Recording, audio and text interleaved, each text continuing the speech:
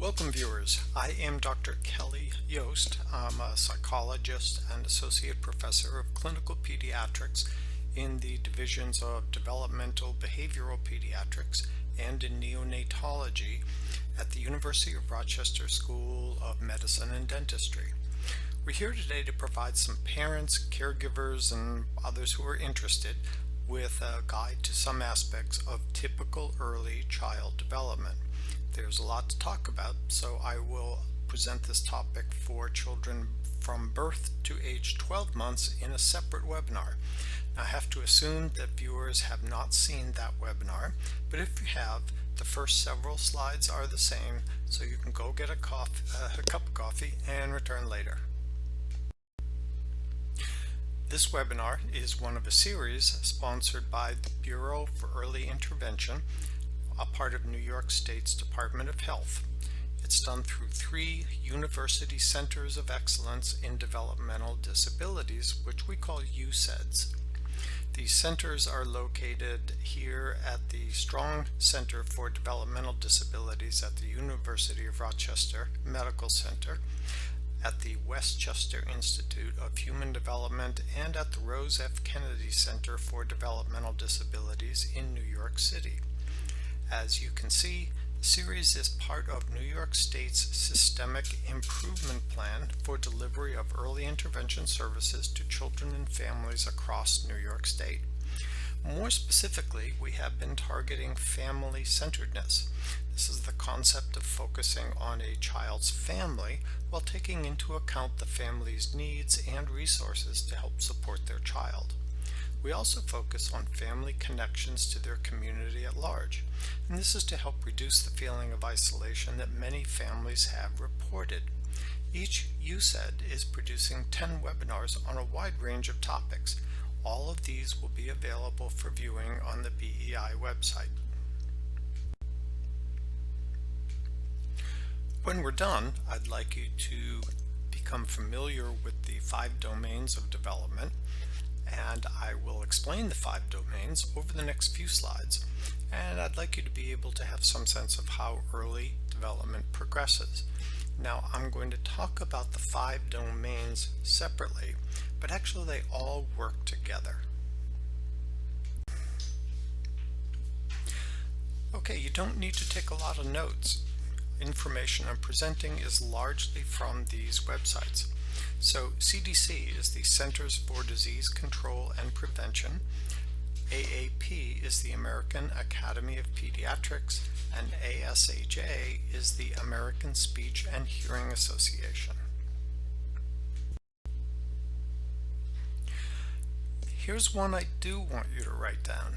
If you have a smartphone, I strongly encourage you to download this free app. It's available in the Apple App Store for iPhones and at Google Play for others.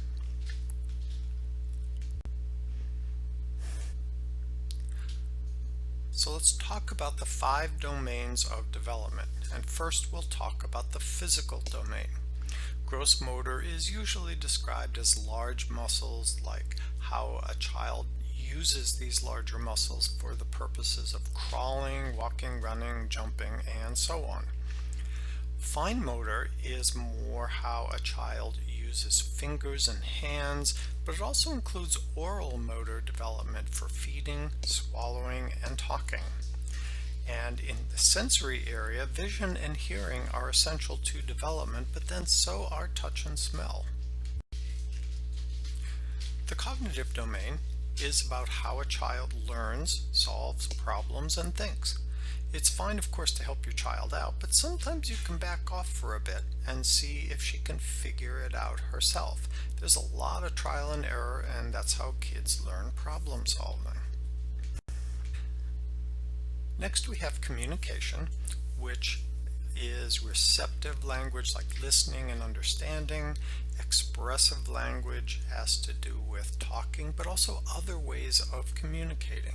So the other ways can include things such as sign language, gestures, pictures, and other things as well. In a way, think about how you might communicate something to someone who does not speak your language. You'd be surprised how much you can communicate with gestures. Okay, the social emotional domain. Well, this includes interest in others, how a child responds to others, a child's ability or willingness to demonstrate her own feelings, and empathy for others. It also includes how quickly and how much she gets upset, as well as the ability to calm and settle down. All of these skills are needed. Finally, we have the adaptive domain. And in my mind, adaptive is how a child puts it all together to function in the environment. It also includes the ability to cope with bodily needs, such as sleeping and eating, toileting, dressing, and safety issues. And remember, as I said it before, each of these domains can affect the others. Okay, let's talk a bit about parents. First of all, parents know their child the best. They spend the most time of anyone with their child. They're excellent observers of their child's behavior, so they watch their child and they can tell you, people like me, what the child does. Now, sometimes they interpret things a little differently than I might, so sometimes we professionals view the same behavior differently. For example, I do a lot of high-risk neonatal follow-up. These are children who had a rough early go and needed both extra and extraordinary medical care. Many times over the years, I've had parents excitedly tell me how their very young child, 6 months, 9 months, is going to be a lefty or is going to be a righty. But handedness doesn't develop till much later. Early on, we expect children to use both hands. Sometimes they will prefer one hand for a bit, then the other, but again, early on, using one hand almost exclusively usually means the other one is weak. And that's a good reason to get some help. Now, parents know their own unique family culture, and that, of course, is about the family's origin and faith and cultural beliefs, but it's also about the environment in which the family lives. A single mom with 3 children in a small apartment is in a much different situation than a 2-parent, 1-child family who also has extended family living nearby to help out. Okay, so let's get back to the start. Your primary medical care provider is usually the first professional with whom you consult regularly. The question above is when your primary medical care provider should ask you at well-child visits, and this can start a conversation. So it doesn't always happen though, so then it gets up to parents. And I'm going to say, don't lose sleep, get it out. For most kids, it's not usually a problem. Most kids are fine, but some are not, and it may take a while to figure it out. Remember, you're the customer. Okay, now at well-child visits, you and your primary care provider will want to be tracking growth and development. We want to be sure kids are on target for their age, and if not, we want to start early intervention programs for delays. So PCPs, or primary care providers, can tell parents what to expect in the time until their next visit. And this goes something like, well, in the next few months we're going to be looking for Khalid to start, and so on. Often, developmental screeners can be used, and 2 common, short, and easy to complete screeners include the Ages and Stages questionnaire, and it's now in its 3rd version, and it takes about 10 to 15 minutes to complete. Another one is the MCHAT, the Modified Checklist for Autism in Toddlers, and it's a revised edition now. It's a short 18-question screen for autism. It's generally done at 18 months and at 2 years, again, to screen for autism. So there has been a debate, or there used to be a debate, about is it nature or nurture? Is it what a child inherently has inside, or is it how they are raised? Well, actually, the answer is both, because different children have different capacities for learning and development. However, enriching the child's environment plays an enormous role as well. For example, by the time they get to kindergarten, we know that middle-class children are typically exposed to far more language than less advantaged families. Okay, I said earlier that all the domains work together. So let's think about what a child needs to do to get potty trained. He needs to have the sensation, that's sensory, that his bladder is filling up and that he can control it.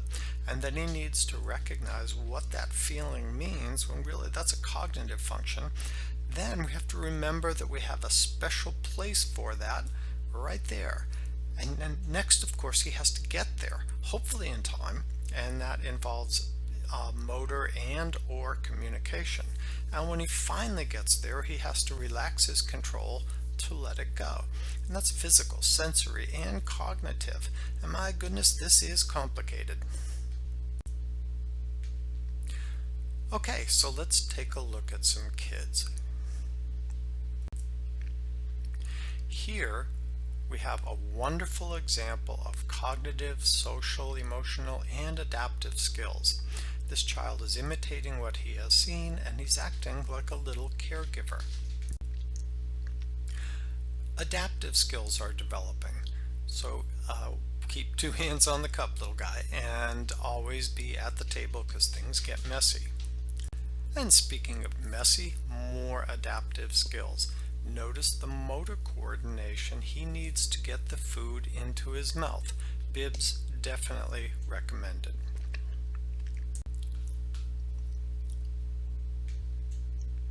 At 18 months, kids like exploring. Generally, they like to have a parent close by. So she's becoming her own person, and as she gets more mobile, she's going to explore, and she can find lots of things to distract her. She'll generally stay fairly close by, but don't bet on it.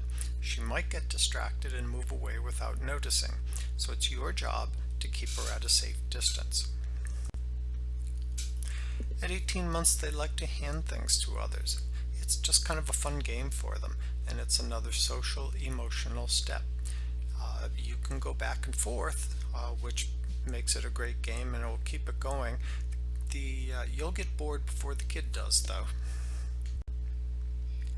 Okay, now a child knows what ordinary things are for, like, typical things, shoes, brushes, spoons.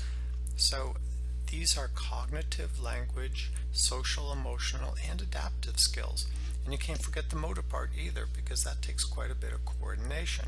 She's really trying to help, and every time she does it, she's practicing. At 18 months, kids can get kind of clingy in new situations. At 18 months, kids like to point to get the attention of other people. So you can see her point with her index or pointer finger, and how much more refined it has become since she was younger.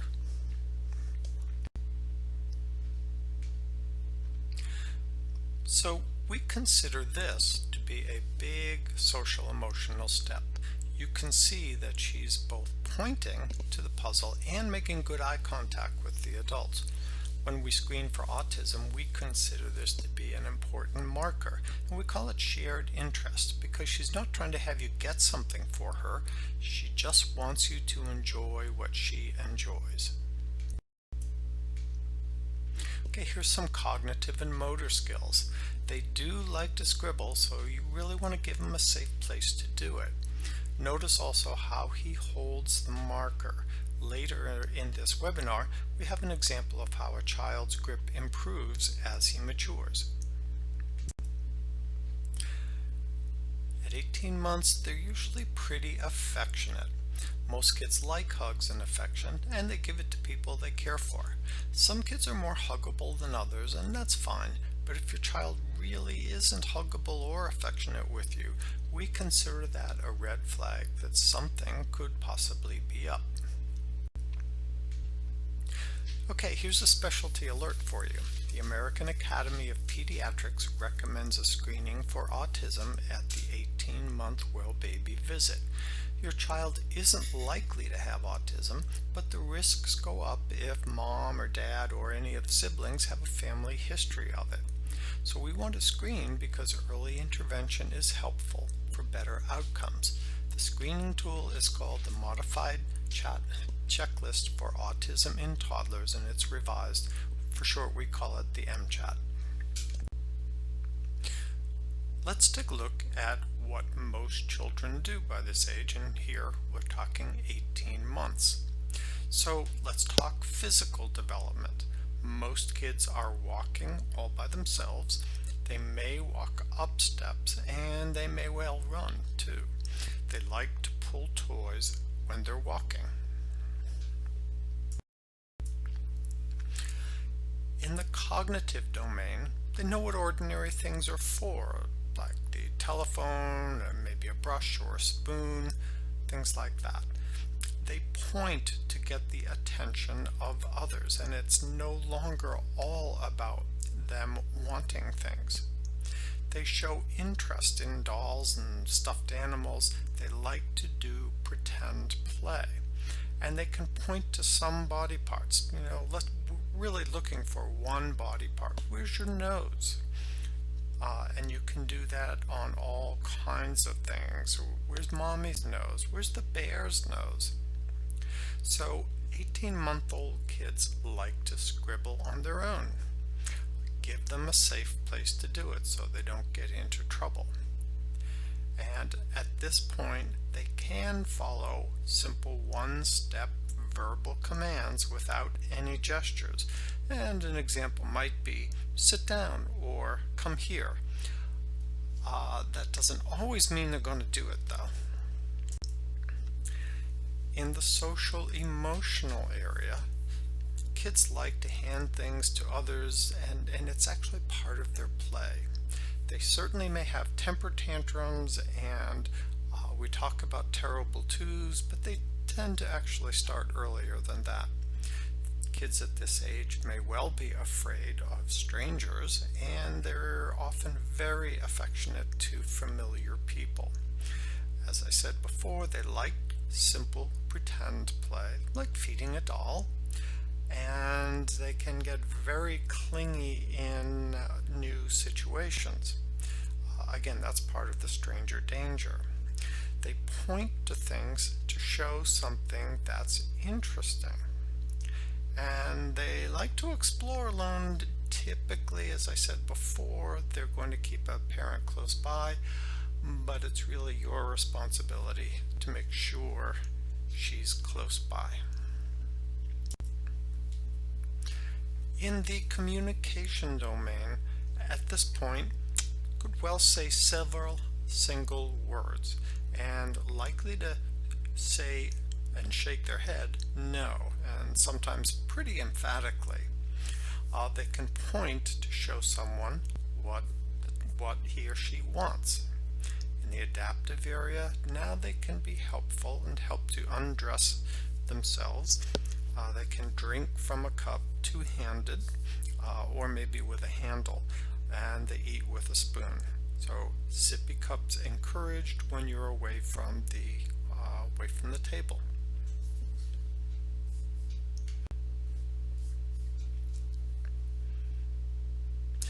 So we want you to act early by talking to your child's doctor if your 18-month-old is, and this appears in all of them, if your 18-month-old child is missing developmental milestones, if your child doesn't point to show things to others, if your child can't walk yet, that really needs to be investigated, and if your child doesn't know what familiar things are for, if your child doesn't copy, we're expecting imitation skills to be developing.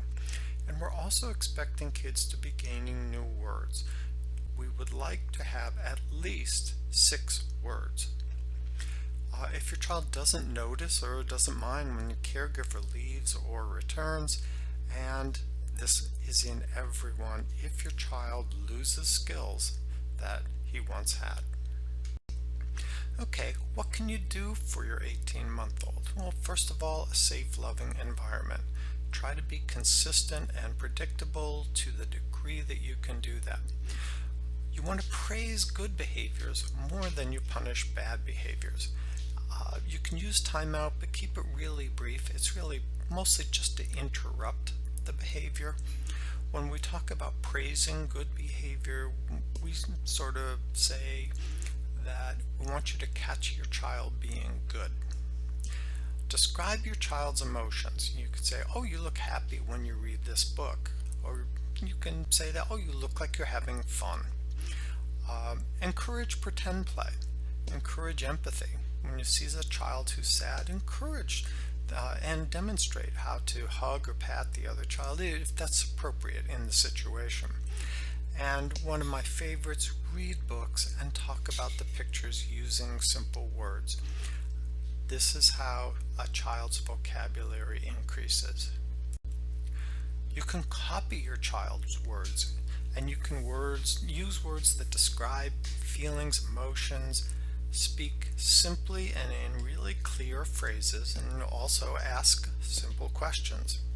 You can hide things simply and encourage your child to find them. Playing with blocks and balls and puzzles and toys, little cause and effect types of toys. You don't have to spend tons and tons of money on things. As I said earlier, name pictures in books, name body parts, and you can name body parts while you're getting dressed. Okay, let's put your shoe on your foot.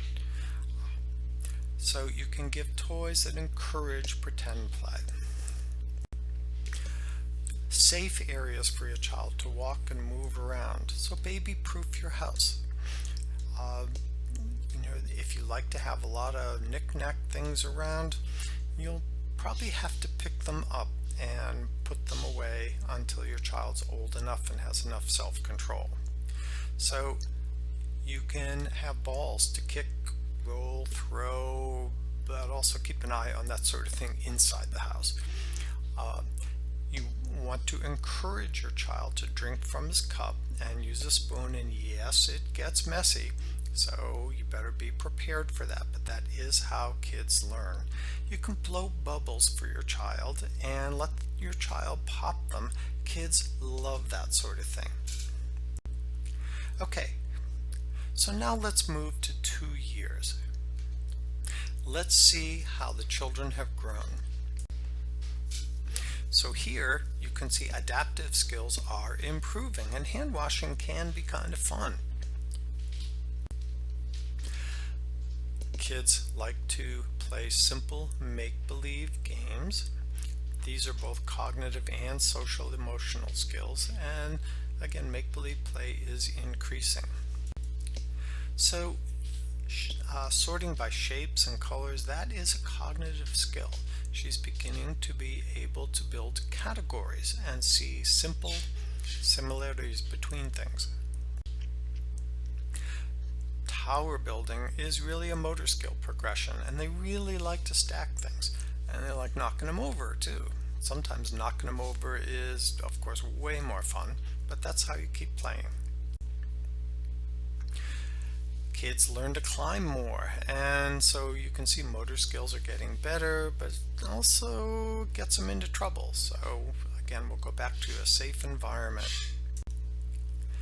So they like to copy others, and imitation is a cognitive skill, but interest in imitating others really is social emotional.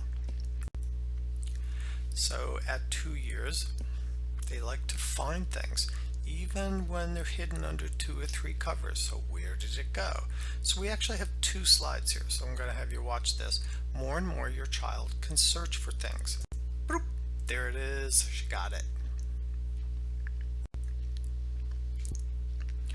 Okay, here's a little one. Look at that kick, and look how much balance it requires to make that happen. Okay, now we're doing more pointing at things in a book. She again uses her index or pointer finger, meaning her fine motor skills are improving. But in this situation, I'm sure she's hearing and using language, all while having a nice interaction. Standing on tiptoe. These motor skills grow too. Okay, throwing a ball overhand and in a direction. So look at this little guy winding up and throwing. And by the way, he's probably throwing to someone, so he's also playing a social emotional game with someone else.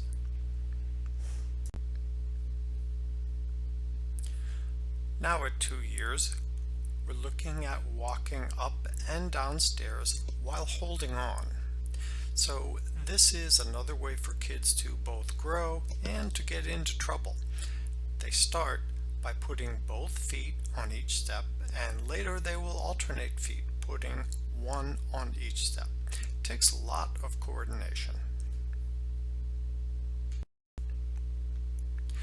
And then they start coming down. Always initially holding on, but later they get more independent. I've always found it scarier to watch a child come downstairs than to go up. Now let's take a look at what most 2-year-old children are doing. Physically, they can stand on tiptoes, but not all the time. We don't want them standing on tiptoes all the time, but they can do it when they need to or when they want to. They can kick a ball, and as I said before, that takes some coordination and balance. Same thing with running. They're beginning to run, and with more coordination. They get up and down from furniture without help, and again, that's another way to get into trouble. They walk up and down stairs while they're holding on, so they're still holding on. They can throw a ball overhand, and they often like to throw things, sometimes whether you want them to do it or not. They can make or copy straight lines and circles, and at this point they might use one hand more than the other.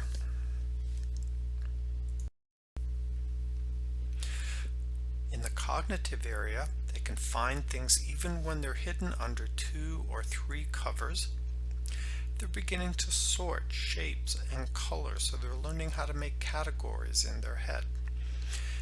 They can complete sentences and rhymes in familiar books. When you start to read to them, if you stop, they may fill in the blank if it's really familiar to them.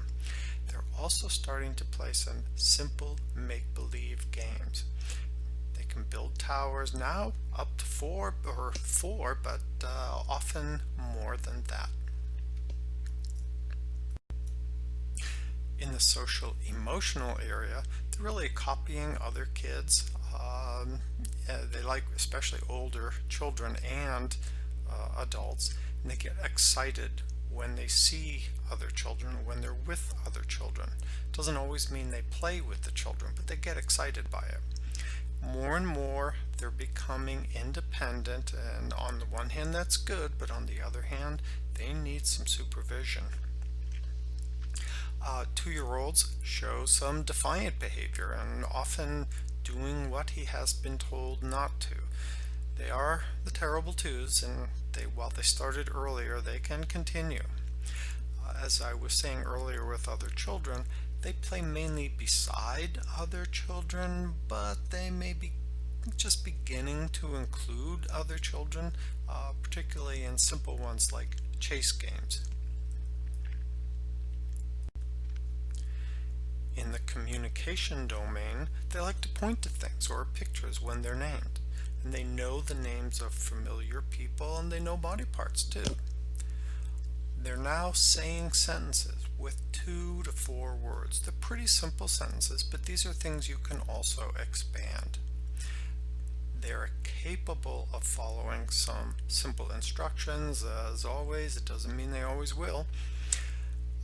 They can repeat things they've overheard in a conversation. So remember that you'll repeat what you say, so don't say things you don't want her to repeat. And she's likely able to name items in a picture book, like a cat and a bird, or just different things that she has seen quite a bit. In the adaptive domain, kids are now eating with spoons and drinking from a cup. Now, they may start to notice that they have to go, and having to do with potty training. And I'll tell you, we have a whole webinar devoted to potty training little ones. It is, along with this and the other ones we have done, it is on the BEI website. So also at this point in the adaptive area, kids are getting better coordinated with their dressing skills, and they can follow some two-step instructions. Well, maybe pick up your shoes and put them in the closet. So that's an example of that. Okay, so I want you to act early if your 2-year-old is, of course, missing milestones, is not using two-word phrases, if it doesn't know what to do with common things like, spoons, forks, a telephone. If your child isn't copying things, if your child isn't following very simple instructions, if they have trouble walking steadily, we're expecting a good steady walk now. And as always, if a child loses skills that she once had. So here we are at 2 years. The American Academy of Pediatrics recommends your child get a general developmental screening and an autism screening. So you should have had one at 18 months, but we're also looking to follow up and get one at 2 years. Ask your doctor about the results of these screenings. Okay, what can you do for your 2-year-old? You can encourage your child to help with simple chores and praise your child for being a good helper. They still like to, as I said earlier, to play next to each other, and they're not good with sharing and everything is mine. So watch kids closely and step in if they fight. Give your child lots of attention and praise when he follows instructions. That's catching them being good again. You want to minimize attention for defiant behavior, but you still have to do some things. And spending more time praising good behavior than punishing bad ones, as I said. You can teach your child to identify and say body parts, animals. Keep giving, talking to your child and helping with vocabulary. Don't correct your child if your child says something incorrectly. Instead, just say it correctly. Oh, that's a ball. Encourage your child to say a word instead of pointing. So we want them to use language. If your child can't say milk, you can give her the first sound to help. And over time, you can prompt your child to say the whole sentence. So I'll skip some here. You can help your child do puzzles with shapes and colors or farm animals. You can name each piece when your child puts it in place. You can encourage your child to play with blocks. You can take turns. This is a really good way to work on social emotional turn-taking things. Knock them down too. It's really a lot of fun. You can do some art projects with your child with crayons or paint or paper. Keep things safe, of course. You can describe what your child makes or have your child tell you what it is. You can hang it on the wall or the refrigerator. Show your child how proud you are of her. You can ask your child to help you to open doors and drawers and turn pages in a book or a magazine, or maybe put some of their clothes into a drawer. Once your child walks well, you can start to ask her to carry small things for you and bring it from here to another room. And kids really like to help out. You can kick a ball back and forth with your child. And when they get good at that, you can try running and kicking. And get your child out. Give your child exposure to other things to the degree that you can. I realize right now, as I am speaking, we are in a COVID environment and we must be extra careful about social distancing. But when you can, do get out and do some things. Okay, now we're up to 3 years. And I said before that language really takes off. You have a language explosion at age 2, and here is where it can be by age 3. So this is Kalia. She has a good vocabulary and she loves to talk, and she does not like to be interrupted when she's on a train of thought. She moves a lot when she talks, especially if she's excited, and she's so excited that she's not looking at you. I believe she is telling us about going on a sleepover with stuffed animals in a backpack, but honestly I'm not really sure. And when she doesn't answer or doesn't want to answer questions, she doesn't. All about the sleepover.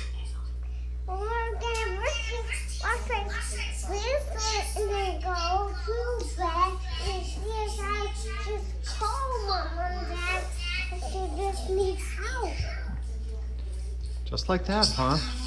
Mm-hmm. Okay, and Kalia, how old are you?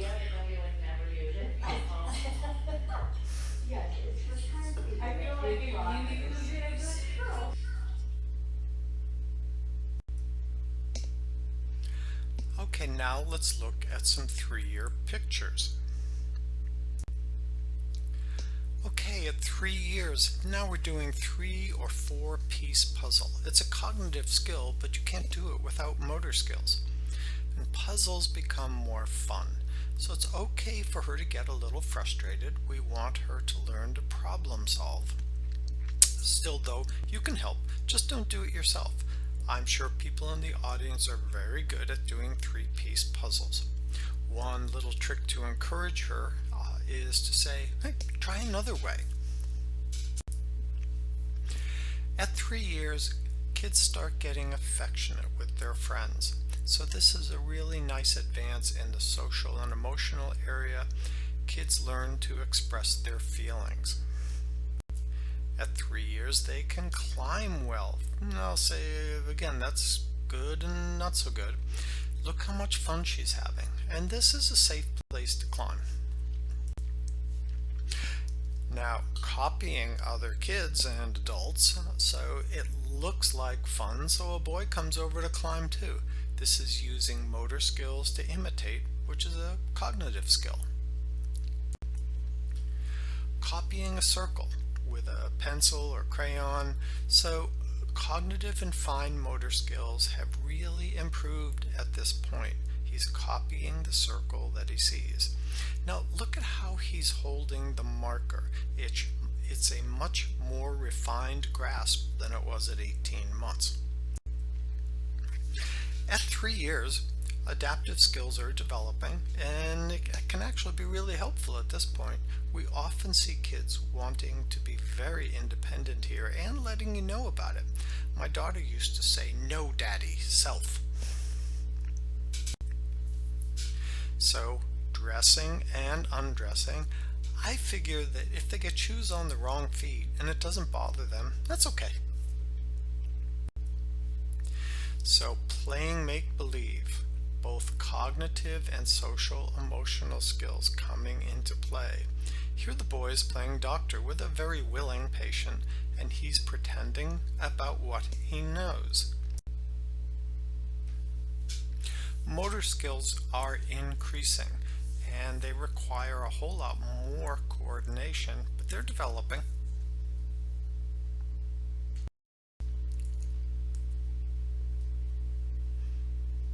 This is a great example of motor skills, and remember that she's now getting the idea of how to turn a doorknob, so you better watch out. Social and emotional skills are increasing. He has become more comfortable in familiar environments, and it sure makes it easier for parents to drop off at daycare too. So showing concern for a friend. And this is a wonderful social emotional skill. And this is empathy. She knows something's wrong and knows how that feels. So remember at 2, we were talking about a 4 block tower. Now we're up to 6. They keep getting better and better. And at 3 years, now they can both walk up and down stairs. He has the fine motor skills to walk up, up and down while holding on. Still though, you got to keep an eye on them. At 3 years, they can turn pages in a book 1 page at a time. So it's a fine motor skill, but remember all the times that you have read to her, she likes to do it on her own. Keep reading. So we now have 4 social emotional slides showing different emotions. So here we go. I'm really happy, a wide range of emotions. Here's another one. No, it's mine. And here's another one. I'm so sad.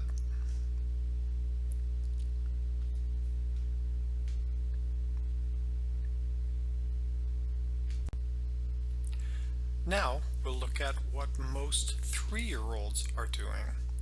In the physical development area, they can climb well and they can run pretty easily now. Their coordination has developed to where they can pedal a tricycle. They can walk up and down stairs, putting 1 foot on each step. And they're building towers taller and taller. They can screw and unscrew jar lids. And again, that is for good and for evil because it also means that they can figure out doorknobs. In the cognitive area, they can work toys with buttons, levers, and moving parts. They're really figuring things out. They're playing more and more make-believe. They can do it with dolls and animals and people too. 3 to 4 piece puzzles get to be pretty standard here. They're also starting to understand some, I'll say, higher level things. They can understand what 2 means, like the number 2.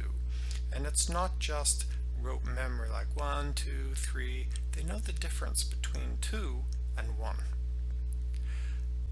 At this point, they can copy a circle with pencils or crayons, and they can turn a page in a book one at a time. They tend to be more the cardboard books, but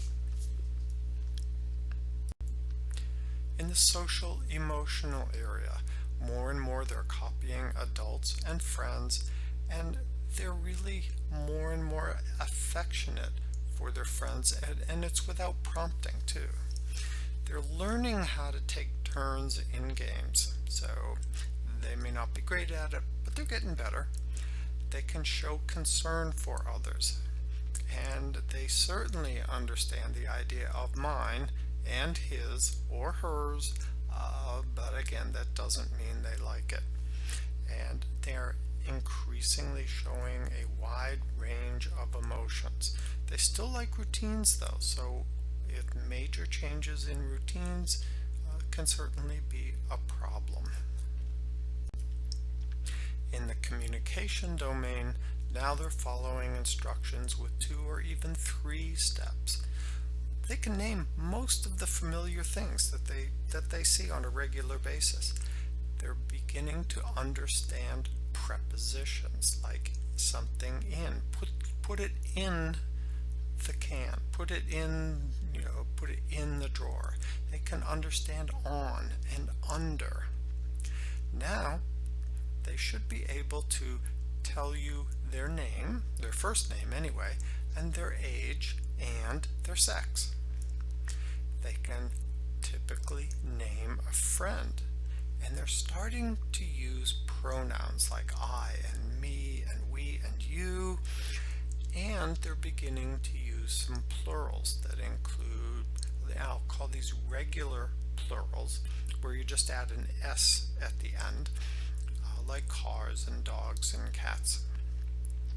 Now, they're talking well enough now for strangers to understand most of the time, but I'm going to bet you had a little trouble understanding some of what Kalia was saying before. And now a child can carry on a conversation using 2 to 3 sentences. In the adaptive area, now they're dressing and undressing themselves. They're not buttoning yet, but they're dressing and undressing themselves. They're separating much more easily from mom and dad, and that really helps. It's easier. They're turning door handles, and they're also watching what you do while they're, if you're in the car and things like that. So you have to be careful about leaving keys in the car. So let's get back to the act early. As always, if your child is missing milestones, if your child falls down a lot or really has a lot of trouble with stairs, if your child drools a lot or speech is very unclear, if children can't work simple toys like pegboards and very simple puzzles, turning handles, if your child isn't starting to speak in simple sentences and or doesn't understand simple instructions, if your child isn't pretending, if your child does not make eye contact, as always, if a child loses skills he once had. These are all reasons to talk to your doctor or nurse because we want to have that checked out. Okay, some things you can do for your 3-year-old. Playgroups, other places where there are other children, like the park. Work with your child to problem solve when he's upset. Talk about your child's emotions. Oh, I can tell you feel mad because you threw the puzzle piece. Encourage your child to identify feelings in books. So here you really want to set rules and limits for your child and stick to them. If your child breaks a rule, give him a timeout for 30 seconds to 1 minute in a chair or in his room, and praise your child for following the rules. So now 2 or 3 step instructions. You can keep doing that. That's how they learn. Okay, go to your room, get your shoes and your coat. Read to your child every day and ask your child to point to things and repeat words after you.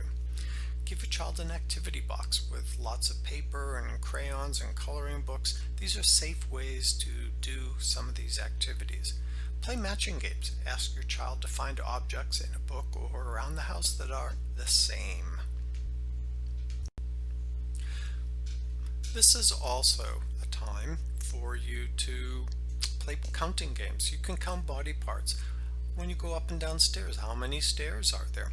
Learn how to count. You can do that with things you see every day. If you help set the table, how many forks do you need? Hold your child's hand going up and down stairs, and when she can go up and down easily, encourage her to use the railing. And play outside. Again, those are great places for motor skills and then for social opportunities to see other kids. As I record this, we are in the midst of COVID, so these things have gotten much harder to do. So everyone out there, please be safe. 3-year-olds are not known for their ability to wear a mask, and very few actually will.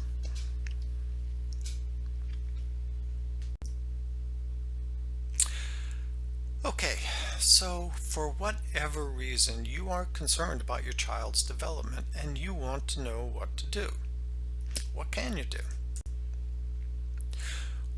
First, you talk to your child's primary medical care provider. You can ask about early intervention.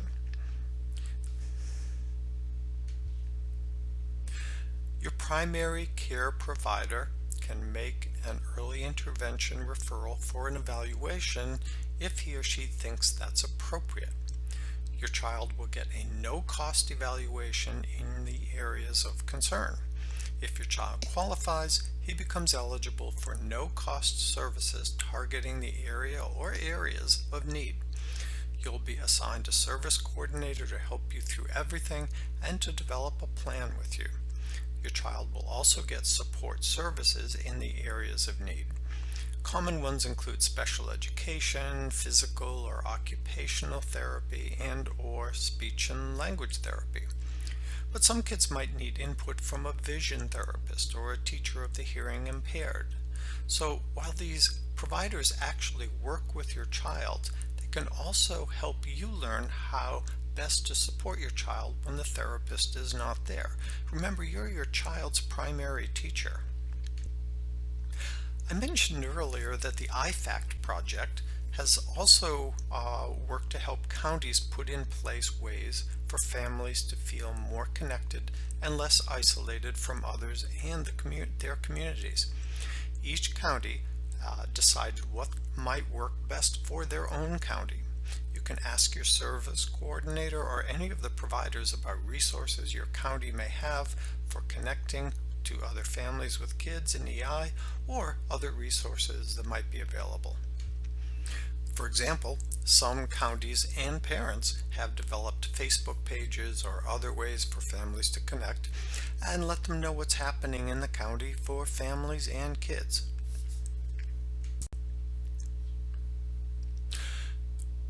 Early intervention is coordinated mostly through your county Department of Health. That's not always the case, but generally that's true. You can Google your county's Department of Health. At the state level, you can get a lot of information from BEI, the Bureau for Early Intervention. BEI is hosting this entire webinar series, and they have many other resources available as well. I put the website URL up here, but honestly, you can just Google New York State Early Intervention.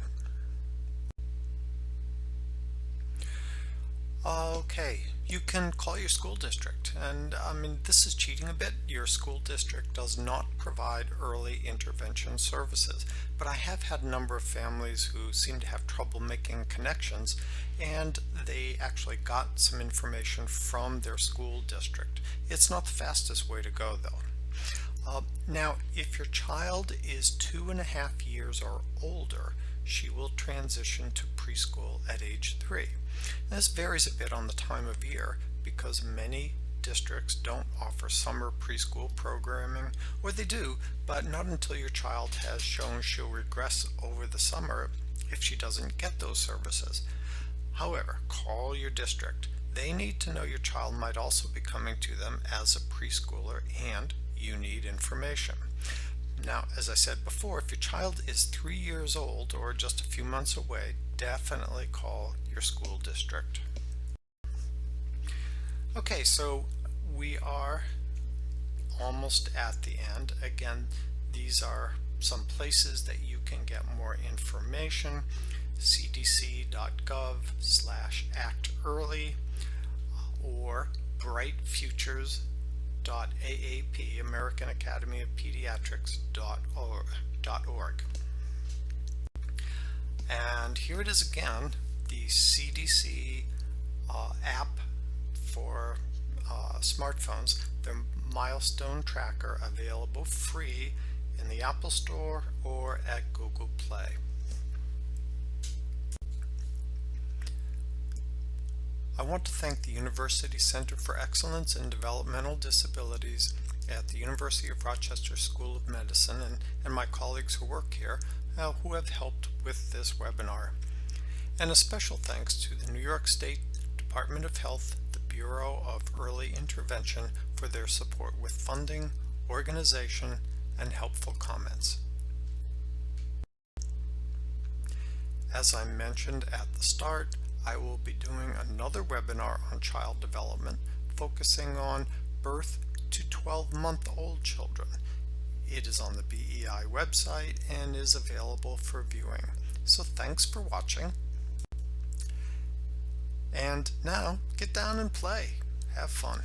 Thank you very much.